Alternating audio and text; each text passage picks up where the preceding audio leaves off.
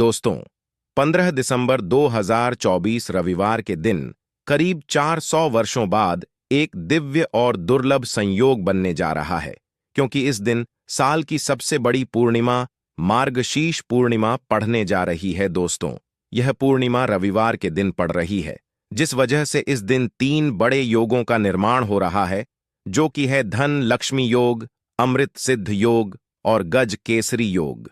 दोस्तों, इन 3 योग के निर्माण की से भगवान विष्णु और महालक्ष्मी की असीम कृपा बरसने वाली है।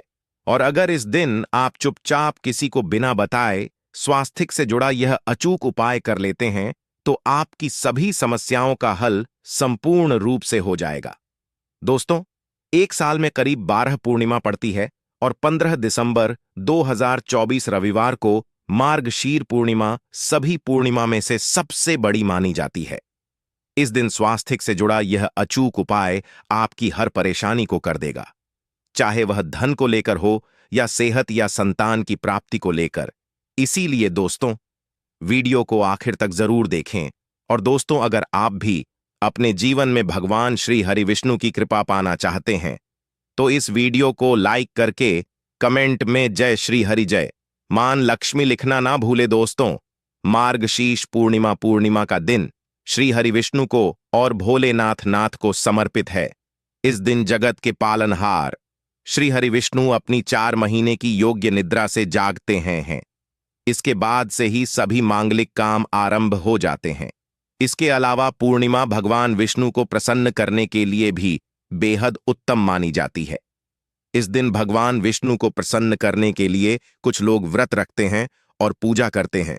इस दिन सच्ची श्रद्धा और भक्तिभाव से भगवान विष्णु की पूजा करने से सभी मनोकामना पूर्ण होती है। दोस्तों, स्वास्थ्य अत्यंत प्राचीन काल भारतीय संस्कृति में कल्या का चिन्ह समझा जाता रहा है। इसीलिए कि किसी भी शुभ काम को करने से पहले स्वास्थ्य चिन्ह अंकित करके उसका पूजन किया जाता है। मान्यता है कि ऐसा करने से कामों में सफलता मिलती है, क्योंकि स्वास्थ्य के चिन्ह को शुभता का चिन्ह समझा जाता है। इस तरह स्वास्थ्य का अर्थ अच्छा या मंगल करने वाला ऐसा बता गया है। मेन वर्णित है स्वस्थिक सर्वदा, अर्थात सभी दिशाओं में सबका कल्याण हो। इस तरह स्वास्थ्य एक शब्द से किसी व्यक्ति या जाति विशेष का नहीं, परंतु संपूर्ण विश्व के कल्याण या वासुदेव की भावना निहित है। किसी भी शुभ काम को करने से पहले गणेश जी का नाम लेते हैं, और हिंदू धर्म में स्वास्थ्य को गणेश जी का भी प्रतीक समझा जाता है। वैसे तो किसी भी शुभ काम को पहले स्वास्थ्य बनाकर ही थामे रखते हैं और पूजा करते हैं, क्योंकि ऐसा करने से मेन खुशियां बढ़ती हैं। स्वास्थ्य में 4 तरह की रेखाएं होती हैं और इनका आकार भी एक समान ही होता है। रावेद की भाषा में स्वास्थ्य को सूर्य का प्रतीक समझा गया है और उसकी 4 भुजाओं को उपमा दी गई है। पौराणिक मान्यता है कि 4 दिशाओं यानी पूर्व पश्चिम उत्तर दक्षिण की ओर यह 4 भुजाएं इशारा करती हैं, और हिंदू धर्म में इनको 4 वेदों से जोड़कर भी कहा जाता है, यानी ऋग्वेद, यजुर्वेद, अथर्ववेद और सावेद। स्वास्थ्य की 4 रेखा सृष्टि से रचनाकार भगवान ब्रह्मा के 4 सिरों को दर्शाती हैं, और 4 पुरुषार्थ यानी 4 आश्रम, 4 लोग, 4 देवों यानी ब्रह्मा, विष्णु, महेश और गणेश की तुलना भी की गई है। इसके मध्य में जो बिंदु है भगवान विष्णु की नाभि मानी जाती है, जिसमें से भगवान ब्रह्मा प्रकट होते हैं, और स्वास्थ्य की 4 रेखाएं एक घड़ी में चलती हैं, जो संसार की सही दिशा में चलने का चिन्ह है। यह है स्वास्थ्य महत्ता। इस पूर्णिमा दिन घर के मुख्य द्वार पर शुभ मंगल चिन्ह स्वास्थ्य स्वरूप बनाएं। आप चावल और कुमकुम की सहायता से बना सकते हैं, चावल और हल्दी के घोल से बना सकते हैं, या फिर कुमकुम यानी सिंदूर और घी, सिंदूर और तेल मिलाकर रर के भी बना सकते हैं। ऐसा करने से वास्तु दोष दूर हो जाता है। इससे मनोकामना हो की पूर्ति हो जाती, घर से क्लेश कल बेचैनी दूर हो जाती है। तंत्र मंत्र क्रिया से भी रक्षा होती है। इसे शुभ काम के पहले अंकित किया जाता है, क्योंकि स्वास्थ्य को मान सम्मान, सफलता और उन्नति का प्रतीक समझा जाता है। उपाय अलग होते हैं। अगर जीवन बहुत परेशानियां हो तो पूर्णिमा के दिन तांबे या चांदी का स्वास्थ्य प्राण प्रतिष्ठा करवाकर घर की चौखट पर लगवा दो। बाजार से अलग अलग साइज के मिल जाते हैं। उसे लाकर पूजा घर में रखकर पूजा करें, से घर में लक्ष्मी का वास हो जाता है। लक्ष्मी प्राप्ति हेतु चांदी का स्वास्तिक नवरात्रों में भी लगाया जाता है, परंतु सबसे अच्छा है कि सिंदूर और घी या तेल मिलाकर के यह या फिर चावल और हल्दी के घोल से बना दे कि मुख्य द्वार पर स्वास्तिक बनाते हैं तो ज्यादा बड़ा मत बनाइए, 9 अंगुल से बड़ा बिल्कुल नहीं होना चाहिए, 3-4 अंगुल का बनाइए, यह उत्तम होगा। अगर आपके घर के सामने पेड़ या खंभा है तो वास्तु दो उत्पन्न होता, ऐसे में वास्तु दोष के प्रभाव को स्वास्तिक रोकता है। स्वास्तिक का चिन्ह देवता को प्रसन्न करने के लिए खासकर बनाया जाता है। पूर्णिमा तिथि पर आप थाली में या चौकी पर स्वास्तिक बनाकर उस पर मूर्ति करते हैं तो देवता प्रसन्न हो जाते हैं। आप चाहे तो घर के मंदिर में इष्ट देवता के पास स्वास्तिक का चिन्ह रख सकते हैं। तो दोस्तों, स्वास्तिक के कौन कौन से उपाय घर में लाते हैं, धन प्राप्ति कराते हैं, जानते हैं इस वीडियो में। परंतु दोस्तों, उससे पहले आपसे रिक्वेस्ट करते कि वीडियो को लाइक जरूर करिएगा, दोस्तों को शेयर कर दीजिएगा, और अगर अभी तक आपने चैनल को सब्सक्राइब नहीं किया है तो चैनल को सब्सक्राइब करके बेल दबाइए। दोस्तों, इस पूर्णिमा पर मुख्य द्वार की दहलीज के दोनों तरफ स्वास्तिक का चिन्ह बनाकर उसकी पूजा करें। दबाइए दोस्तों, इस पूर्णिमा पर मुख्य द्वार की दहलीज के दोनों तरफ स्वास्तिक का चिन्ह बनाकर उसकी पूजा करें। स्वास्तिक पर चावल की ढेरी बनाएं और एक एक सुपारी रख दें, तो ऐसा करने से अपार धन की प्राप्ति होती है, कामों में सफलता मिलती है। इस पूर्णिमा के दिन नहाने के पानी में तुलसी का पत्ता या बेलपत्र डालकर नहाई। यह स्नान के जल में जब आप बेलपत्र डाल देते हैं तो सभी तीर्थ स्थानों में स्नान करने सम्मान पुण्य फल आपको हासिल हो जाते हैं। आप चाहे तो मैं कुशा घास भी डालकर नहा सकते। पूर्णिमा पर भगवान श्री हरि विष्णु जी के साथ ही माहौल लक्ष्य और भगवान शिवा की पूजा करें। इस दिन इनके संयुक्त पूजन से आपके जीवन की सारी परेशानियां समाप्त हो जाती हैं। इस दिन आप अपने घर के पूजा स्थान पर एक में कुमकुम से स्वास्तिक बना लें।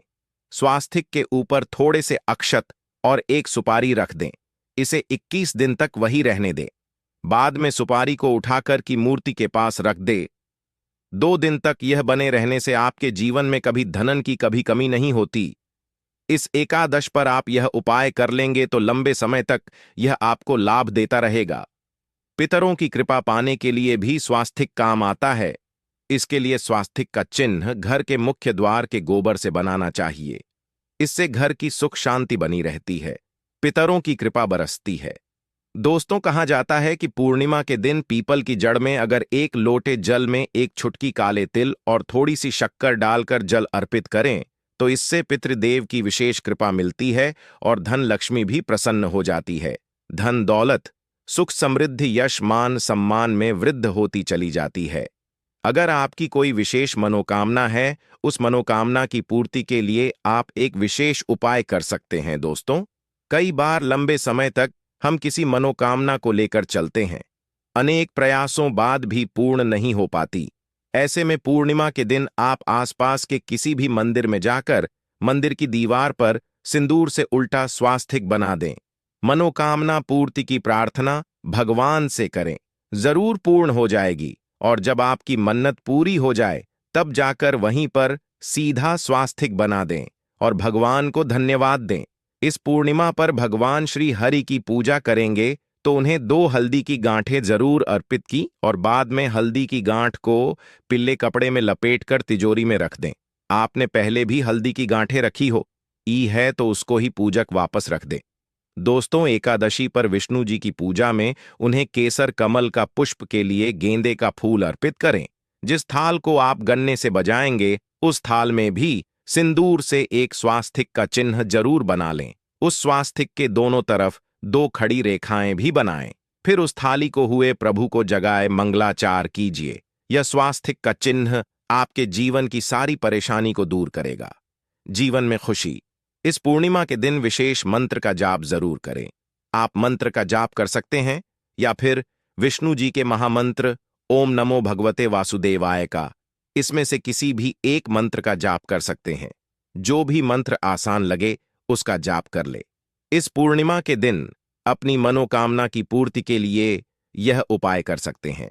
आप तुलसी में जब जल अर्पित करेंगे तब एक लोटे में जल लेकर कर उसमें छुटकी हल्दी, 2-4 बूंदे दूध, थोड़ी सी मिश्री और एक छुटकी अक्षर डालकर ही अर्पित करें। और शाम के समय तुलसी के समक्ष घी का दीपक जलाए, इस दीपक में एक सिक्का रख दें और बाद में इस सिक्के को उठाकर संभाल के रखें।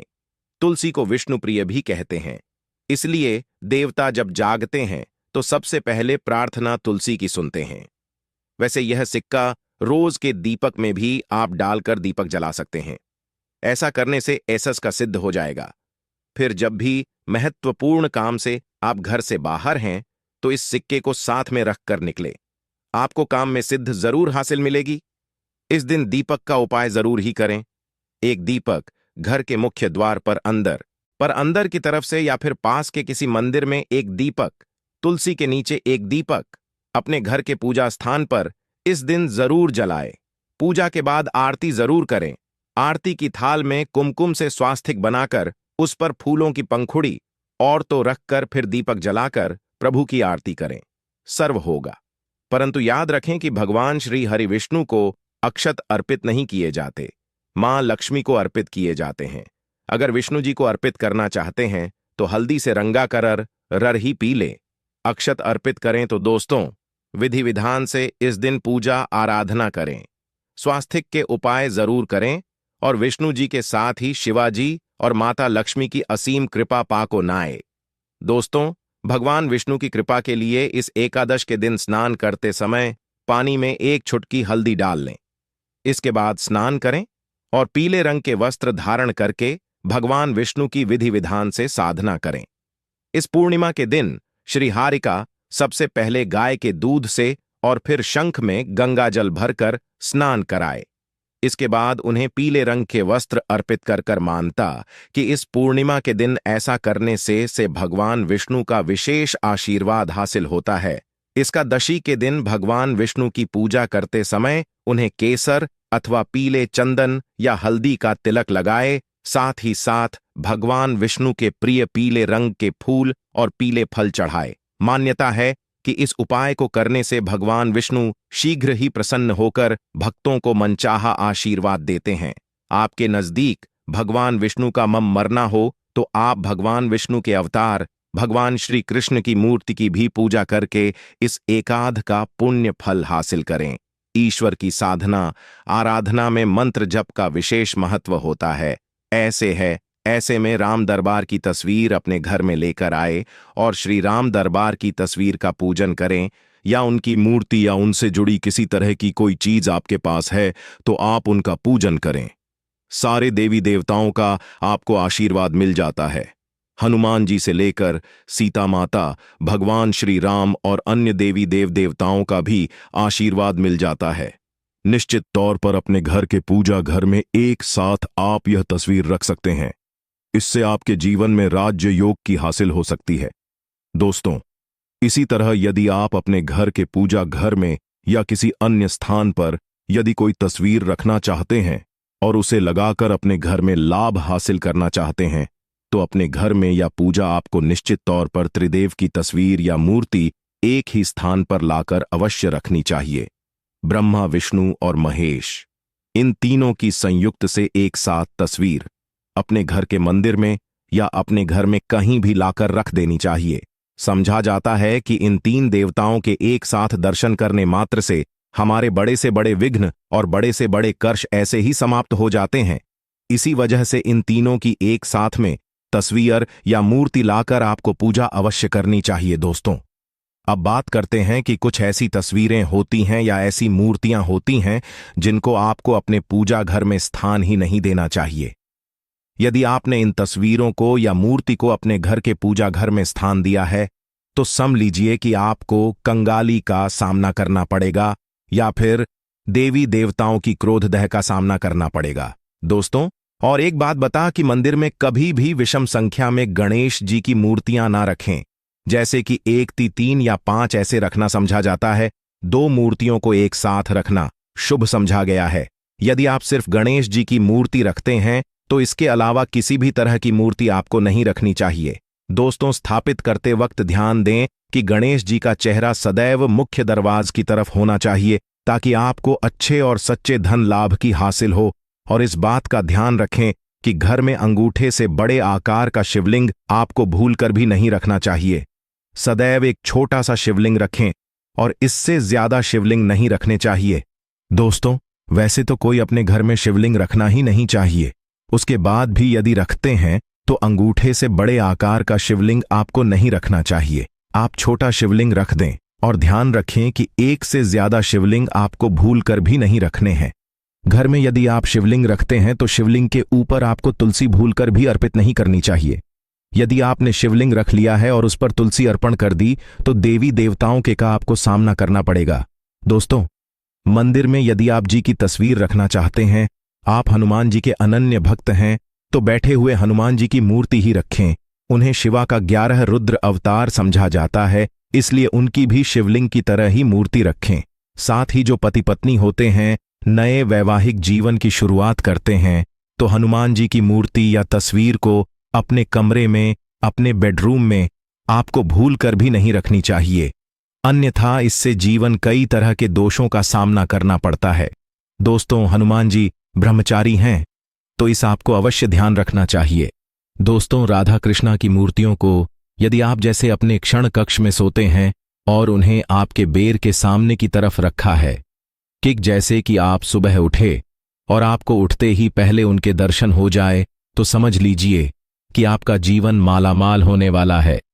किसी भी तरह का कोई दोहक धनन की चिंता आपके जीवन में रहेगी। दोस्तों, इसी तरह यदि माता दुर्गा की तस्वीर आप अपने घर में लेकर आना चाहते हैं और चाहते हैं कि माता दुर्गा की तस्वीर के माध्यम से आप जीवन में समृद्धि देखें, तो दोस्तों भूलकर भी आपको माता दुर्गा की क्रोधित अवस्था की तस्वीर, जैसे कि महाली की तस्वीर या फिर महिषासुर का वध कर ते हुए या क्रोधित अवस्था में माता लक्ष्मी की माता दुर्गा की तस्वीर लाकर आपको उनकी पूजा नहीं करनी चाहिए।